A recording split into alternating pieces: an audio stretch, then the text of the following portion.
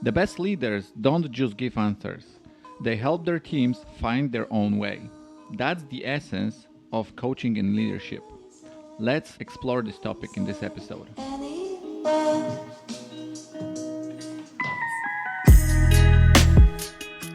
I'm Greg Miścichowski, and this is the Uncover Leadership Podcast.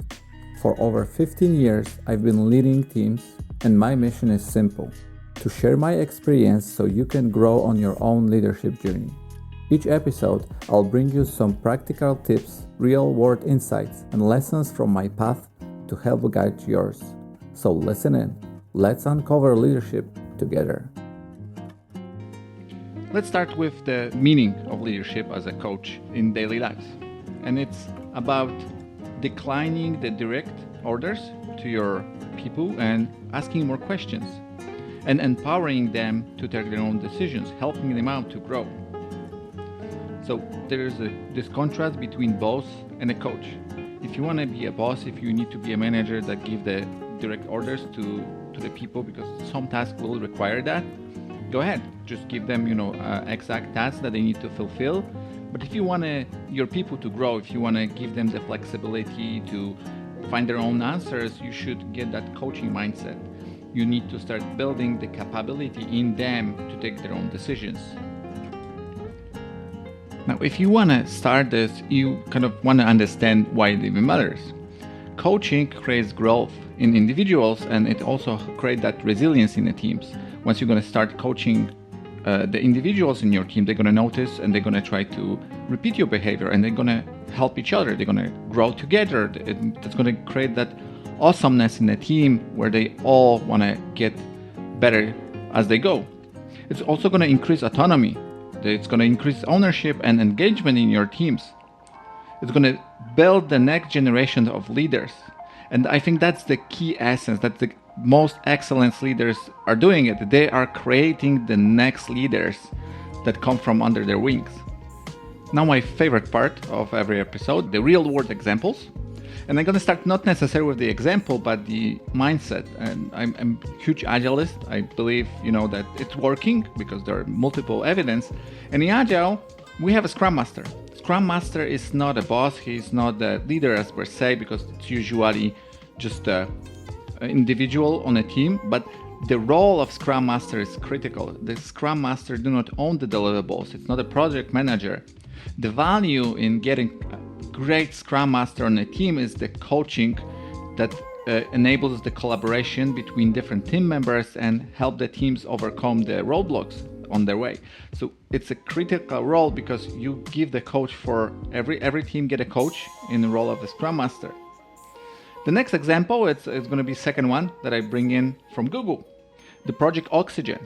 At the beginning of 2000s, Google tried to discover what's the best characteristic for the manager, and between 2008 and 2009 they started that initiative to find that trails, and I think they finished around November 2012 where they put in place a program with 8 characteristics, then expanded it to 10. I'm going to cover them in the next future episodes because researching for that topic brings a bunch of different ideas for the future episodes. Number one, maybe not number one. I think they're equally important. But the first item that was on the list that I found was to be a great coach. So there is a value, even in big companies, big corporations, that they see the value in leadership to get that coaching mindset and helping people grow as individuals and as a teams. Now, if you're going to research a little bit more about the Project Oxygen, you can find a blueprint to kind of get the best practices to how to be a coach. But from the best practices, like I mentioned at the very beginning, it's not to give orders to others, but ask the questions. And you need to ask the right questions to enable them to find the answer on their own. Try to, be a great listener. One of the previous episodes, I mentioned that it's really important. And you need to establish that rapport with your team members, so they're going to be able to talk with you and come to you with the problem, and they're going to believe after a while, if you're going to develop these skills, they're going to come to you knowing that you're going to help them out. You're not going to push them over, or you're not going to just give them different directives, maybe different than one they are thinking that's going to be the best approach. you're a leader, it's not your responsibility to get all of the answers. You have awesome people, so ask them the right questions and point them out, to the right solutions. You might not even know the solution, but you're going to enable them to discover it. Now, as awesome as it sounds, coaching is a great approach because it enables a lot of future benefits. The downside of coaching is that it's long-term solution. It's more strategic solution for you. If you need to get something done immediately because of some crisis, unfortunately, giving direct orders is going to be probably, more tactical at the point. Hopefully, you are starting your coaching journey soon enough, so by the time you're going to get to some challenges, your team's going to come to you for that questioning and for that coaching session, and together you're going to be able to come with the answer. But it required a lot of patience from you. If you're a leader and you're impatient, it might not work for you. It's also going to be more challenging with some individuals than the others. People are going to be resistant. They're going to, think they know better, why they're even going to come to you with the questions or the issues that they have. That's also possible, but you need to have open eye. You need to have open door for them to come to you, and you need to be able not to shut them down, right? You want to fuel the ideas in their head. You don't want to shut down their curiosity and their own solution progress. You need to help them out with the questions to steer them up. Sometimes if they're going to steer away from the long-term solution, from the vision of the company or the department or the whole project, because they might get such a huge idea that it's going to be project itself. So you are there to help them fit within the frames of the future path. Now, a little bit challenge for you for the next week or for next few days. If you are more on the directive side of management or leadership, try to change one of these directions in the coaching question.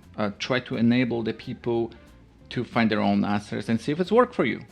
Try to give the feedback as they go through their solutions, but don't diminish them. Their answers might not be what you're expecting, right? We need to remember that we are all different individuals, and they're not necessarily going to be the wrong ones. They're just going to be different than yours. So listen up carefully, give them the feedback on your thoughts, but then maybe together you're going to be able to explore it. And one of the items in coaching is also to enable your team's members to grow.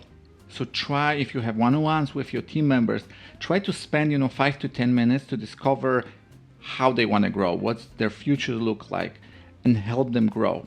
Help them, get that additional responsibilities. If in few years they see themselves in a different position, maybe outside of your organization, maybe even outside of the company, it's not the wrong thing. We want to get people that are smart, that wanted to be developed, that want to develop themselves. So we should not shut them down, because that can, basically push them away from you and from the company sooner. Then it's actually, beneficial for both parties. Now, as a closing statement, try to remember that being a leader and a coach, it's about people. It's not about deliverables, it's not about projects, it's about people. It's about helping them grow, and then that's going to enable the deliverables to come after. When the team strives, your leadership going to be more visible, because you're going to be seen as a person that enable the teams, that make the teams more efficient. You're going to get smarter individuals, and you don't have to be the smartest person in the room. That's why you have your team members, because they're going to be smarter than you are in a lot of the areas. Your role is to help them. Your role is to enable them.